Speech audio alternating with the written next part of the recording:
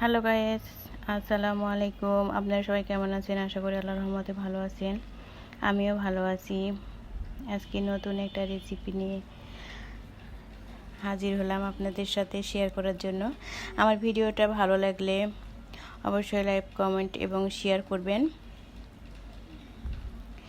আলু বাগুন দিয়ে ঝোল করব। এই যে আলু বাগুন আমি কেটে নিছি, এখন ভেজে নিব। আমি আজকে ভেজে রান্না করব মাছ দিয়ে।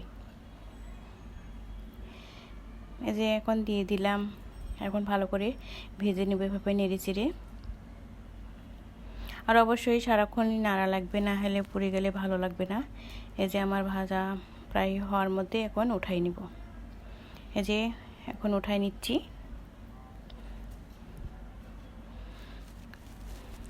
ওই কড়াইয়ে এখন আবার সামান্য একটু তেল দিয়ে দিব, দিয়ে মরিচ পেঁয়াজ দিয়ে দিব, আদা রসুন বাটা, জিরা বাটা, স্বাদমতো লবণ, হলুদের গুঁড়া দিয়ে ভালো করে কষায় নিচ্ছি সামান্য একটু পানি দিয়ে।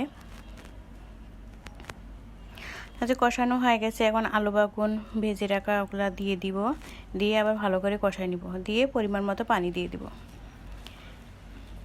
পানি দিয়ে ঢাকনা দিয়ে ঢেকে দিব। আর পাশের চুলাতে আমি মাছগুলা ভেজে নিছি, এখন বলকাইছে, এখন দিয়ে দিব। এই যে মাছগুলা দিয়ে দিচ্ছি। আর দুইটা চুলা হলে সুবিধা হয়, একসাথে দুইটা রান্না করা যায়। আর এই যে এখন ধনিয়ার গুঁড়া দিয়ে দিলাম, দিয়ে নেড়ে চেড়ে নামাই নিব।